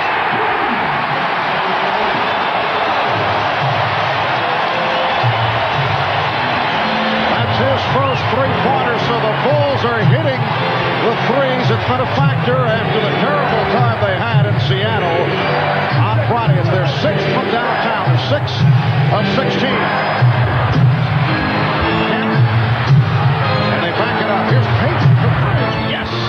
Gary Payton with 17. The Bulls 70. The Sonics 61 with a minute and a half gone by in the fourth. Mark, Seattle's doing a really good job of getting the ball in Peyton and Kemp's hands. Much better than they've done in their earlier defeats. Jordan. Pulls for time. Kukoc hears it from the crowd as he came up with a save and took the timeout. Well, the most important thing on defense, if you can get the other team to miss a shot, you've got to get the rebound. Timeout taken. We'll be back at the United Center in just a moment. Where great taste runs in the family, brings you Miller Moments. Tonight's Miller moment takes us back to the 93 NBA Finals, Game 6. And the Bulls trailed the Suns by 2 in the final seconds when John Paxson hit that clutch three-pointer to give Chicago the lead. The Suns had one last chance, but Kevin Johnson's shot blocked by Horace Grant, and the Bulls became the first team in 27 years to win 3 consecutive NBA titles. That was done also on Father's Day back in '93. In recognition of that moment, Miller Brewing Company will donate $1,000 to the Thurgood Marshall Scholarship Fund. There's John, now an assistant coach, his first year as an assistant with the Bulls after serving as color commentator for the Bulls. His clutch shooting made him a major contributor to the Bulls' 3 NBA championship teams. 2 minutes gone by in the fourth quarter. Chicago with the ball. They're up by 9, and here is Jordan coming up short, but he drew the foul. Oh, he wanted that off the spin. His shooting's been off. He's 5 or 15. He's 9 of 10 at the line, and he'll go back to the line after that foul by Schrempf. Matt mentioned earlier about the great ones when the game's not happening from the perimeter, get to the foul line. Looked like he was going to clear out a little bit with the stiff arm left, but he just dangled it out there, and Detlef came in and hammered him. Such a difficult cover for Vincent Askew to begin with. He has been buried so deep in the doghouse, hadn't played in the last couple of games, and now, even though he has been able to play Jordan in other situations, just looks very rusty out there. And with this lineup for Seattle, Chicago's going to be able to get to the hoop, and nobody's going to be able to keep Rodman off the board. And there is Juanita Jordan rooting her husband and the Bulls on. They now have an 11-point lead. 9:50 to go in this fourth quarter. First start, but the pass is off the mark. Terrible pass, Detlef Schrempf. Randy Brown for Tony Kukoc. Scottie Pippen played by Hersey Hawkins. Hawkins been very quiet here tonight after the 2 solid games. Look out. That's headed out of the way. Brown tried to save it. And he was fouled by Pippen. I was ready to snatch it. That was your ball. We were waiting to see, Mark. Did not know whether to go left, did not know whether to go right, but really a poor decision on the part of Randy Brown in what amounted to an outlet pass and starting that little fast break play for Gary Payton. Bill, you mentioned before what a bad pass by Detlef Schrempf, and the reason why it was so bad is Gary Payton took his eye off the passer, Detlef Schrempf, and you should never make the pass to a man unless he's looking to get the target and ready to catch it.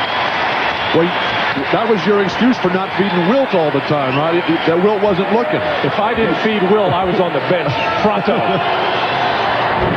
Sonics have not spent much time at the line. They're now 7 of 8 from the line. The Bulls 14 of 18. Bulls lead 72-63. Steve Kerr is back. It's Kerr and Jordan with Pippen, Rodman, and Kukoc on the front line. Kukoc. Yes. Tony Kukoc, who contributed early in this series with some few shots, has hit his last 2 from downtown. And a foul, a hold called on Rodman. For Rodman, his 3rd. Rodman working the triple post. You see the action away from the ball. The antithesis of what Seattle does. The split on the ball side, the screen down on the weak side. Everybody involved for the Chicago Bulls. Bill Wennington enjoying the moment. Dennis Rodman now 14 rebounds along with 9 points and 4 assists.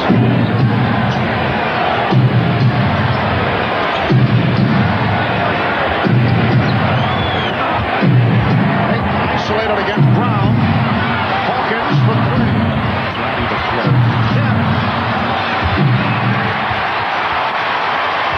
Hersey Hawkins 2 of 5 from the field.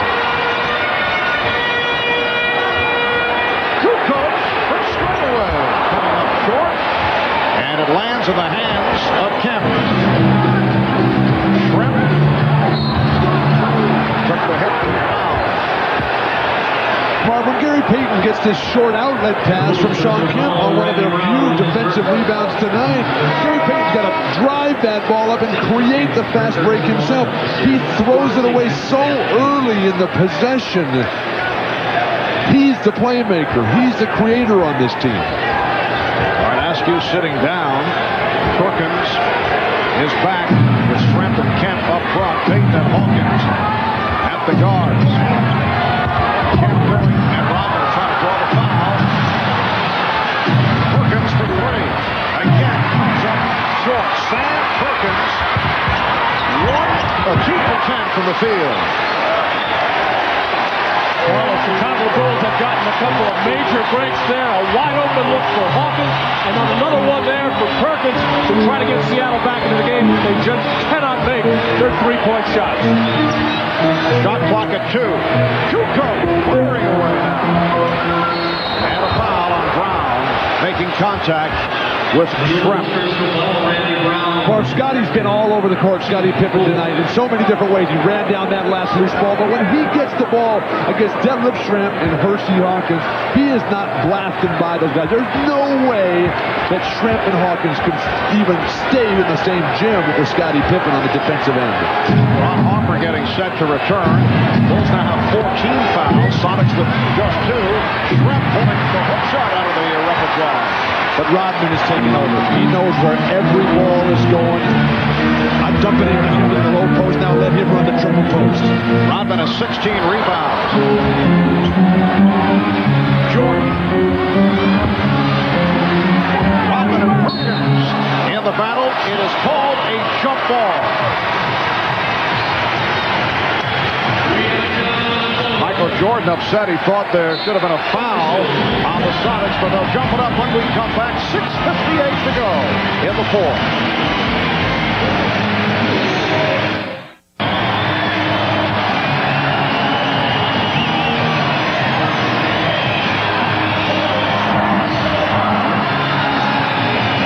Great to keep shooting, but do it.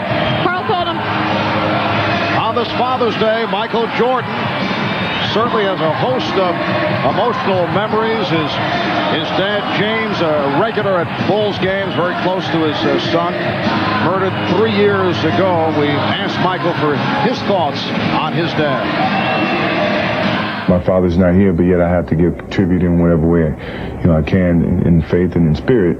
But I think what's the blessing of today is to be able to wake up and see your kids come in and say Happy Father's Day. I mean, that's the transcending of your father to you and to your kids, and I think that lessens some of the emotional things that I had to go through for today. And I'm looking forward to going out and playing hard and knowing that I'm doing what I can to try to make him proud and make my family, my wife, my kids proud, and put forth the effort. And whatever happens from that point, is meant to be or not. So special, that relationship with your dad. I know my dad is watching today, and he's still driving that MVP truck that I got 20 years ago.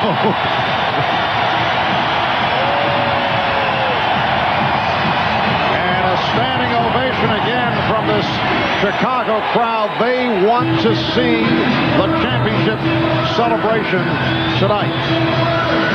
The Sonics only 1 of 6 from the field in the fourth quarter. Oh, Pippen with the save. And it is Chicago ball with 6:50 remaining in the fourth, and the Bulls leading 75-63. Open shot for Pippen. Couldn't able to scoop it up. Second shot, the story of this game, and it's why the Chicago Bulls are in the position they are right now. Dennis Rodman does most of that damage for Chicago, but the rest of the team does very well because of all of his activity.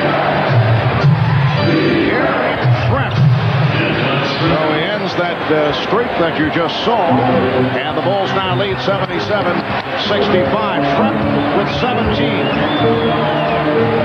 Seattle, Marv, has not been a terrific comeback team in these playoffs. When they played as the leader, they've been super. Oh, Dennis Rodman with the one-hand rebound for his 17th, and he drew the foul, number 5, on Kemp. Dennis Rodman, unbelievable how he works and has a nose and has a feel for where shots are going to come, and Seattle just cannot get a body on him. Just under 6 minutes remaining in the fourth quarter.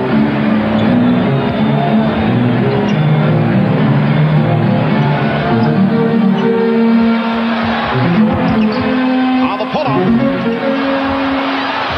Comes back to Jordan. Oh, the ball fake. We saw that in the Orlando series, but Michael this time did not take it to the basket, just setting it up. And an offensive foul is called. And for Michael, his second.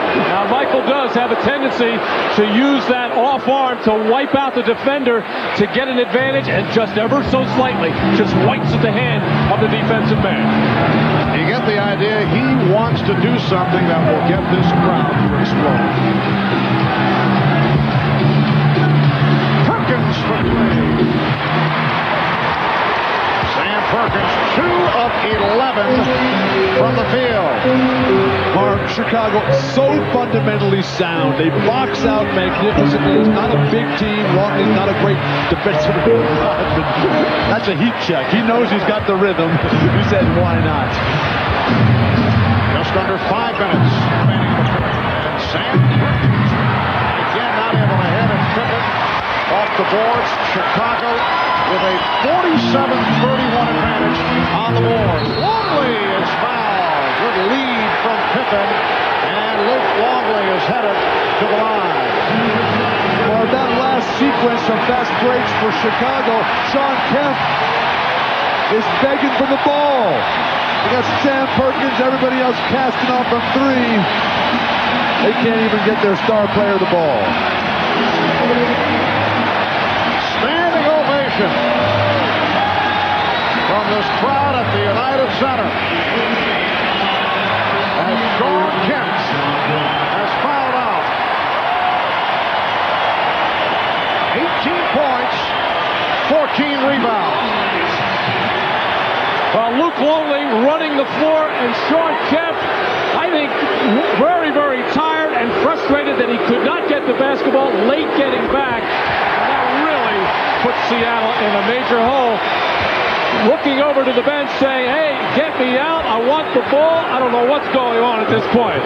I don't think he's asking to come out. I think he said, get me some shots here. Talked about him needing 25. He didn't get close to that. Well, what a magnificent series it has been for Sean Kemp. Took over in Game 7 against Utah and has played so well against the Chicago Bulls, which has led to much discussion around the country. You see it written, you see it talked about on the airwaves. That what a shame that Sean Kemp did not make the Dream Team at the Olympics. Well, very possible that he might replace Scottie Pippen, who I don't think should play in the Olympics because of these problems that he's got health-wise. But I'm told, Bill, that Pippen says no matter what, he'll be there. He's playing, even if it's in a limited role. I know the Bulls would like to see him sit it out for a while. Dennis Rodman receiving an ovation as he sits down with 18 rebounds. And again, 11 on the offensive boards to equal an NBA Finals record. He tied it back in Game 2, the record that is held by Elvin Hayes of the Washington Bullets. So Dennis is in the record books twice for the 11 offensive boards. Bulls lead 79-66. We come up on 4 minutes to go. Fourth quarter. Harper was looking for the alley-oop. Last touch by Seattle. Well, Chicago was having problems late in the third quarter with their offense. It was stagnant, nobody moving, and the ball not being passed very well. They came out of this fourth quarter and spread the floor more, and they got more space to run. They got better spacing on their passes. Shot clock at 5. Pippen.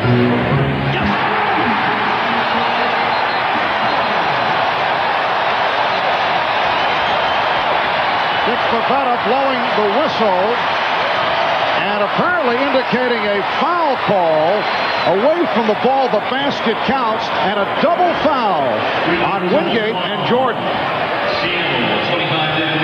A lot of action underneath the boards. Just a lock up there. No need to call that. It's just two tough competitors going head to head. Let the game be played by players. All right, here's Pitt. Trying to give it up. The Bulls by 16, and the crowd sensing it.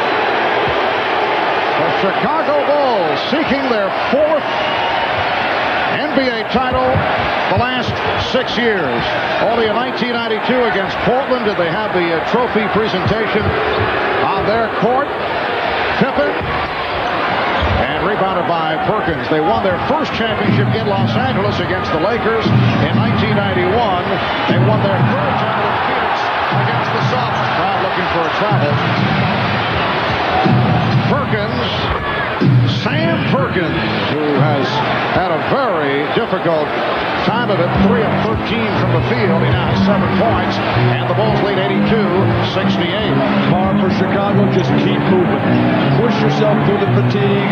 A couple more baskets will probably be all they'll need to get that championship. Here's Kerr. Steve Kerr turning it around after the miserable time he had the previous 5 games. 3 for 3 tonight for 7 points, and the Bulls now lead 84-68. Just under 3 minutes remaining. Fourth quarter. Pass from Trent was thrown away. Hawkins could not get to it, and a timeout is being called. 2:44 remaining in the fourth. We'll be back in Chicago in a moment. 2:44 remaining in the fourth quarter, and the Bulls appear to be on their way to a fourth title. And following tonight's Game 6, we will have full post-game coverage, the presentation of the Larry O'Brien Championship Trophy, and extensive interviews with the Bulls. And following our broadcast, a special episode of Mad About You. A nice way to wrap up Father's Day. So for the Bulls, what appears to be the completion of what has been a magnificent season. But with the 2 losses to Seattle, did it cost them a piece of NBA history in terms of perception? The comparison has gone from greatest team of all time possibilities to, are they the greatest Bulls team of the 90s? Or are they still one of the great teams in the history? Michael Jordan has not been able to find the cut, and Steve Kerr keeps it alive with 2:20 remaining in the fourth. Marv, I think they're absolutely one of the greatest either. I don't think those 2 losses mean anything. Nobody remembers what the spread was in the series. As long as they win, that's what counts. They've delivered all year long. Now down 2 minutes. 16 points.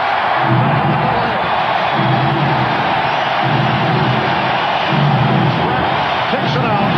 Perkins.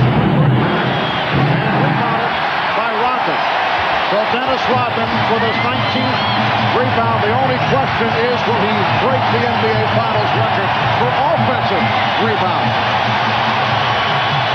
Standing ovation for the Chicago Bulls. Kerr. And back comes Hawkins with 1:25 to go. Wingate. And the Bulls now lead 84-70. The trophy presentation will take place on the floor here at the United Center.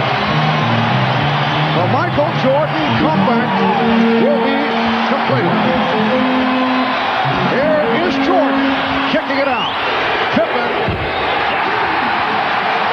We are just under 1 minute remaining, and the Bulls will have won their fourth title.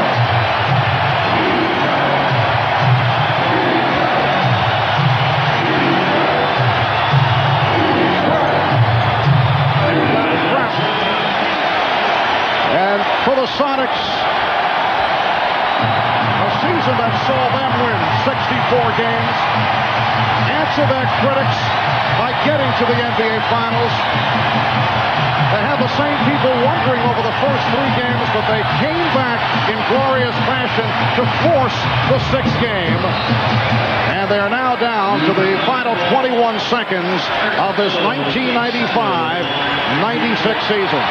Chicago Stadium, the old building, one of the loudest in all of sport.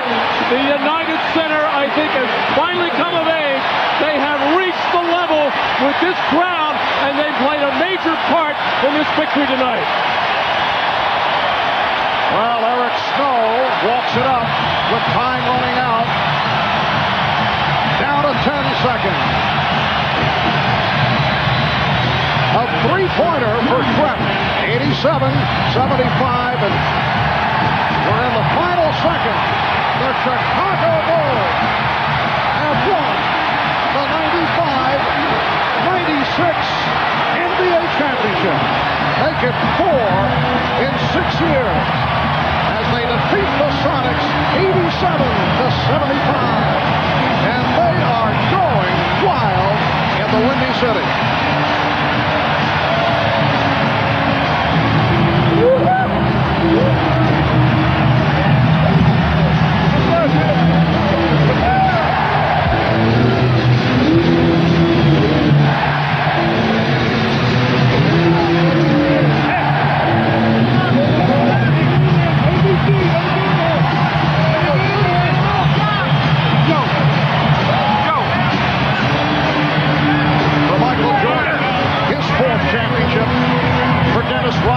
His third after the 2 with Detroit.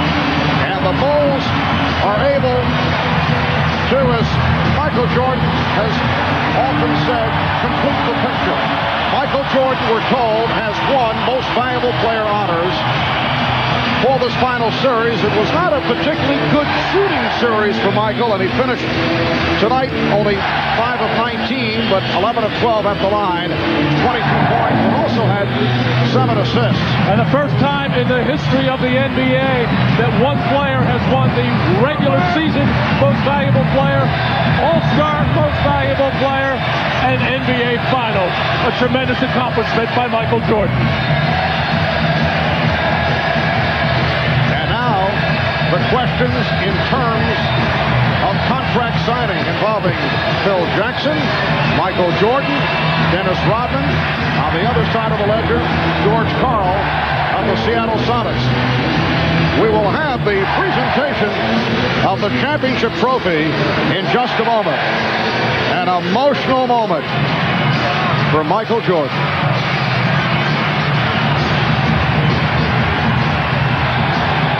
The tears are flowing.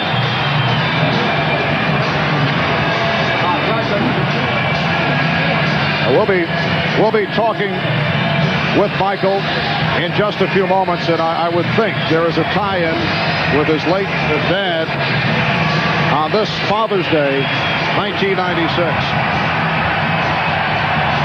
We'll be back with more from Chicago as the celebration continues. Back in a moment.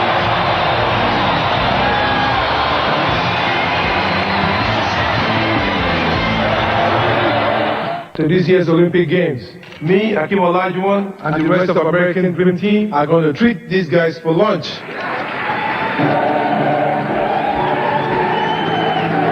We said we're going to eat these guys for lunch, not treat. Whoops. So, Akim, when you need a world of purchase power, it's time to go for the gold. Visa Gold, it's everywhere you want to be. Well, the celebration continues here at the United Center. The Bulls wrapping up the series in 6 games by beating the Sonics 87-75. Michael Jordan, the high man, with 22. Scottie Pippen came roaring back from the earlier disappointment. 17 points, 8 rebounds, and 5 assists. Michael Jordan averaged slightly over 27 per game for the series, which is under his norm, but also 5 rebounds and 4 assists. Dennis Rodman finishing very strong with 19 rebounds,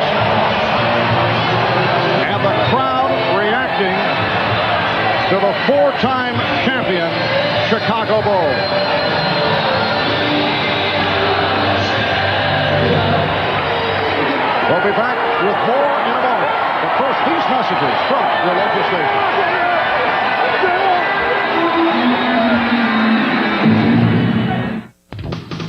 New Miller Beer, proud sponsor of the NBA, salutes the Chicago Bulls on their 4th NBA championship of the 90s. New Miller Beer. Reach for what's out there.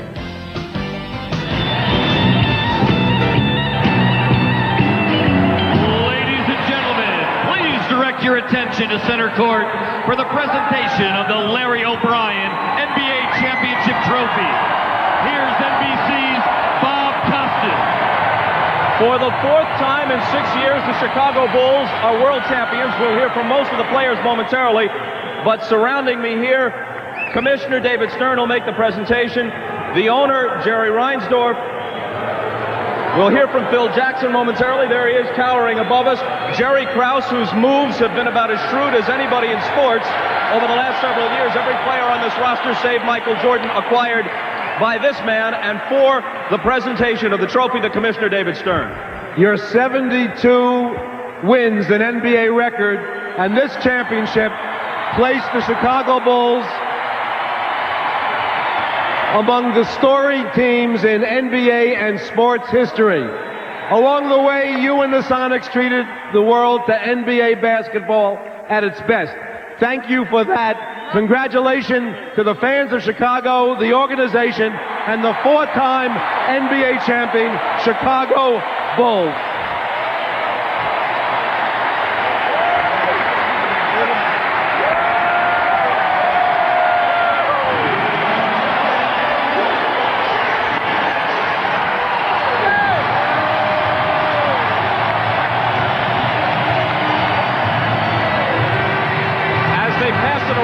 You do, don't drop it.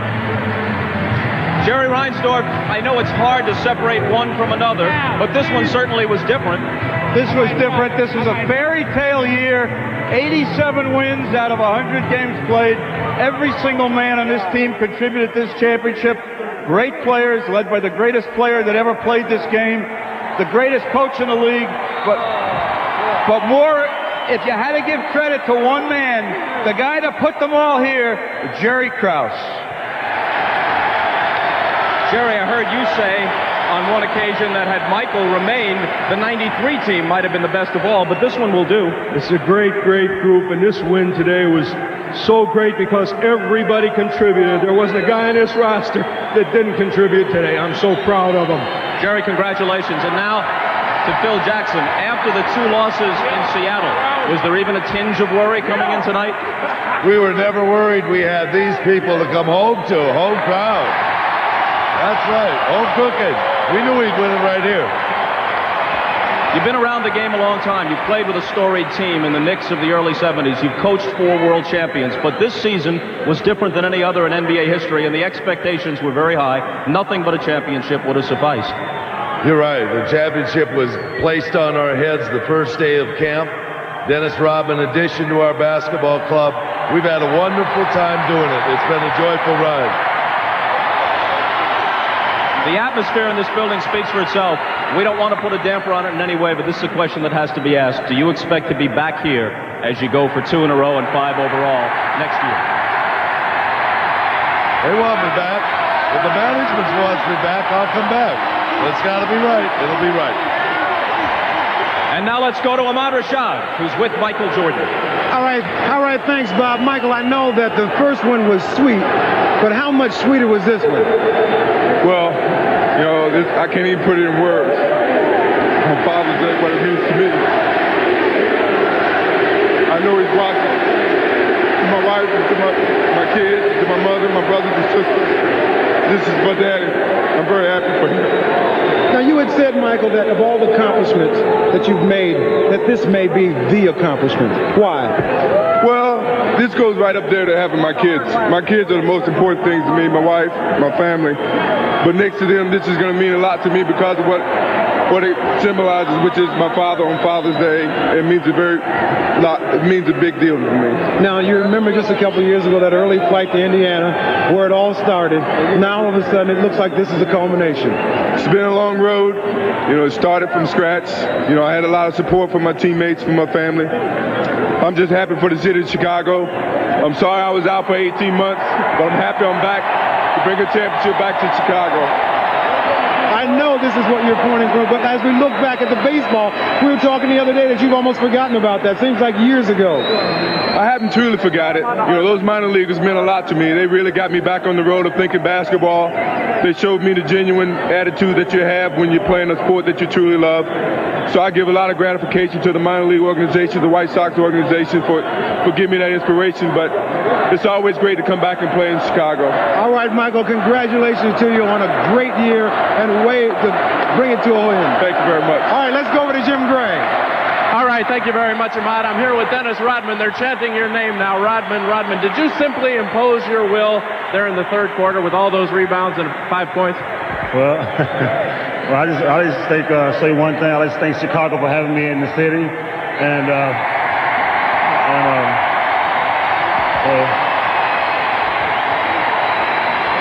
lot of people never gave me any credit to be in this situation where I am today, but I proved them all wrong again, so, you know. Did you have some doubts? Did you think maybe, Dennis, this wouldn't work out as well as it has? No, I'm just happy to be here with somebody, with a city that likes to see someone work their ass off, and, I just like to give back to the people. Everybody wants to know about next year. There's been some questions. Do you feel as though you're going to be back here next year? I don't know. It's just up to I promised the people one thing, and I think I did it tonight. Hopefully that's what they want, you know.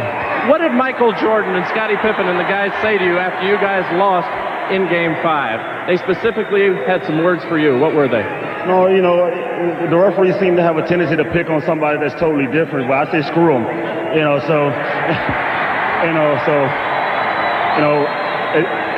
like to go out there and do what I have to do to win a ball game. If they don't like me, they're going to see me for the next 3 or 4 years in the league, baby. Congratulations to you, Dennis. Your third championship. Let's go over to Marv Albert. All right, Jim, Dennis obviously confused. He thought it's the CNBC cable postgame show. So the Chicago Bulls, with a record-breaking 72 wins in the regular season. In the playoffs, they sweep Miami. They beat the Knicks in 5. They sweep Orlando. And they take the Sonics in 6 for their 4th championship the last 6 years. Back with Scottie Pippen in a moment. Welcome back to Chicago. Poignant moments for Michael Jordan and his family as the celebration continues here at the United Center. The Bulls over the Sonics to take the series in 6, and one of the Chicago heroes this evening, Scottie Pippen, who bounced back with a very solid game. He's with Ahmad Rashad. Ahmad? All right, thanks, Mark. I'm here with Ron Harper and Scottie Pippen. And Ron, first of all, you played, you had the bad leg and everything, but you gave it all tonight. What a big difference you made. Man, I'm just happy to get this series over with. Me and my teammates came out tonight, and we knew the job that we had to do. And this goes out to all our fans and all our family in Chicago and all over the world. Hi to my son. Hi to everybody out there. And I love you, man. Carry your butt. All right, Scottie. You've been battling injuries all year and taking a little heat in the last couple of games, but tonight you came out and had it all together. The last 4 months, you mean? The last 4 months. But, I had to stick with it, Ahmad. Our basketball team, this guy's been dedicated to coming out and winning. We've been very focused all season. We won 72 games. Scott came out and played hurt, played injured. So I knew I had to dedicate myself to finish this season off strong because I felt very positive about our ball club. And Ron did a great job of coming out, giving us the lift that we needed today because he's injured. Now, you have been around all 4 championships. Can you compare this one to the other 3? Well, this is great because our basketball team was so focused this season. We went out and we've tried to win every basketball game that we faced. And to make this season more special, we felt like we had to win an NBA title. And these guys really deserve it. What about you personally? You've battled all these injuries. You got the dream team coming up. Will the injuries have any effect when you competing in the Olympics? Well, I don't think I'll be as valuable to the Olympic team with those great players that they have on their basketball team as we have here at Chicago Bulls. So if they can live in my minutes, I'm looking forward to playing them. I'm dedicated to going and playing throughout the Olympics, and I'm looking forward to it. All right, congratulations, you guys, on a great year. Thanks, Ahmad. All right, let's go down to Hannah Storm. Okay, thanks, Ahmad. I'm here with Sonics coach George Carlo, who's gracious enough to join us. What did you tell your team afterwards? Well, there's seasons in basketball that you can be proud of, and there's a specialness to this year's team, and I think a lot of things that we've done. I think there's also a lot of pain in our locker room because, we know we didn't give it our best shot in a couple games in this series, and we just never could play well on this court. Our team's heart was very big, and I think they showed a lot of pride. But, we just didn't shoot the ball or pass the ball or rebound the ball well enough to beat Chicago on their own court. What was the difference here on their court? Was it their experience?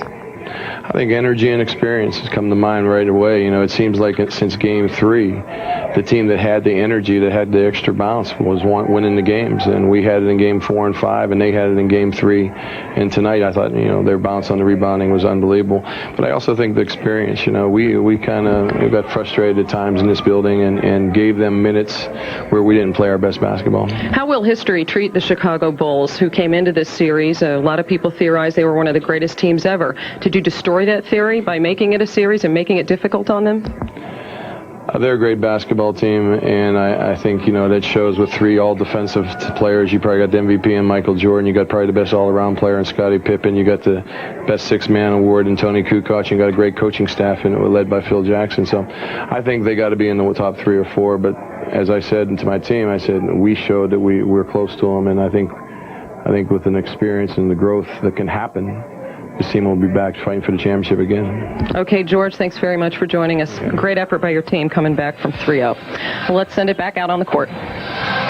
All right, thank you, Hannah. And Seattle with their first trip to the NBA Finals since they won the championship in 1979, a 64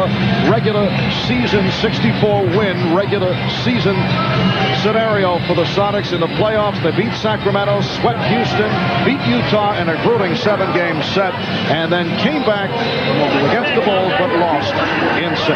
We'll be right back.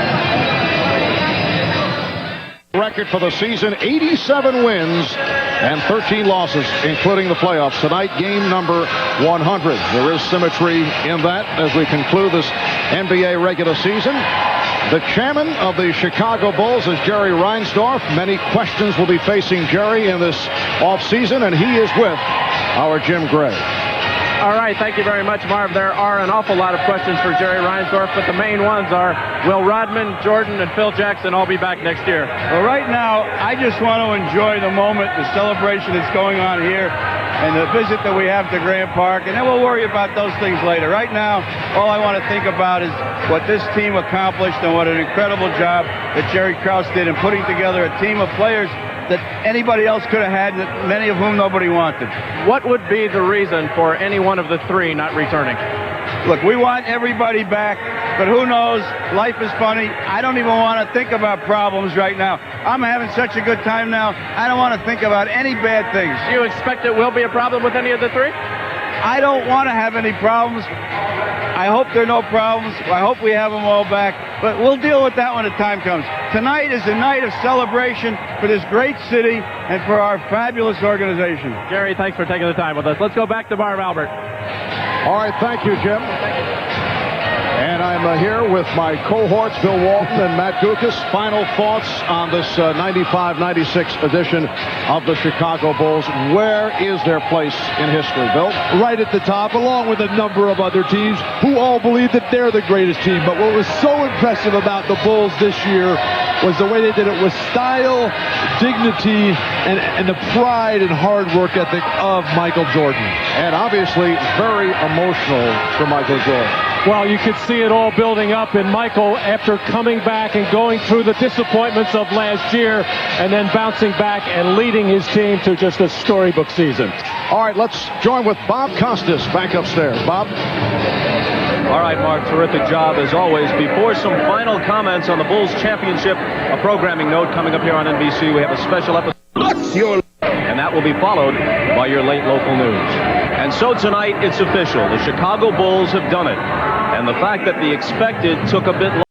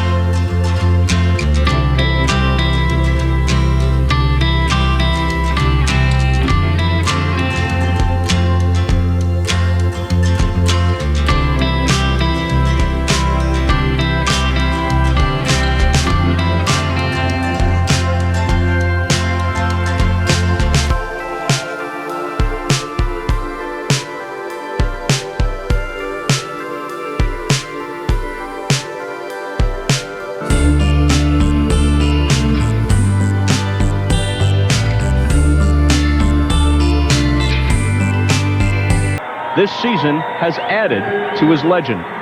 As our elders told us of having seen Ruth and DiMaggio, Joe Louis and Jesse Owens, we will someday tell our children and grandchildren that we were lucky enough to watch Michael Jordan and the Chicago Bulls. For all of us at NBC Sports, good night from Chicago.